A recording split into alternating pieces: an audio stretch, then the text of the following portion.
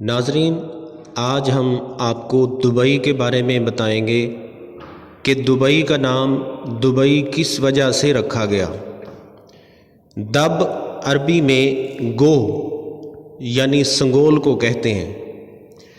جس جگہ پر آج دبئی ہے یہ بے آباد تھا۔